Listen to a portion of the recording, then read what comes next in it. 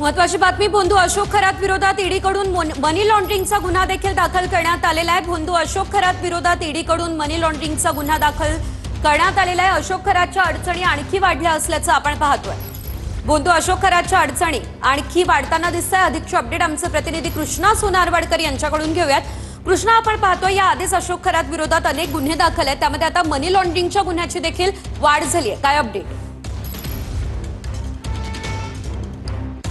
सेजल, आपण पाहतो की लैंगिक अत्याचार प्रकरणामध्ये नाशिक पोलिसांच्या अटकेत असलेल्या भोंदू अशोक खरात विरोधामध्ये ही एक मोठी कारवाई या सगळ्या प्रकरणामध्ये म्हणावी लागेल। कारण कालच मुख्यमंत्री देवेंद्र फडणवीस यांनी म्हटलेलं होतं की या सगळ्या आर्थिक गैरव्यवहार प्रकरणाचा ईडीकडून सुद्धा तपास केला जाणार आहे। आणि आता ईडीच्या सूत्रांकडून जी माहिती मिळते त्यानुसार अशोक खरातच्या विरोधामध्ये मनी लॉन्ड्रिंगचा गुन्हा ईडीने दाखल केलेला आहे आणि प्राथमिक तपासाला सुरुवात केलेली आहे। खरं तर अशोक खरातच्या विरोधामध्ये 8 लैंगिक अत्याचाराचे गुन्हे दाखल आहेत, त्याचबरोबर त्याच्या विरोधामध्ये 2 ते 3 आर्थिक फसवणुकीचे गुन्हे दाखल आहेत। आणि याच्या माध्यमातून त्यानं जी काही माया जमवलेली आहे किंवा जंगम मालमत्ता जमवलेली आहे ती सगळी पैशांची कुठून पैसे आले किंवा हा आर्थिक गैरव्यवहार त्यानं कशा पद्धतीने केलेला आहे याही माध्यमातून तपास केला जाणार आहे। मात्र नाशिक पोलिसांकडून सगळ्या गुन्ह्यांची कागदपत्र ईडीनं मागवलेली होती आणि ईडीनं ही सगळी कागदपत्र प्राप्त झाल्यानंतर त्याच्या विरोधामध्ये ECIR म्हणजे जो मनी लॉन्ड्रिंगचा गुन्हा दाखल केला जातो त्याला ECIR असं म्हटलं जातं। आणि या ECIRच्या माध्यमातून अशोक खरातच्या विरोधामध्ये ईडीनं मनी लॉन्ड्रिंगचा गुन्हा दाखल केलेला आहे आणि आता प्राथमिक तपास जो आहे तो केला जातो आहे। खरं तर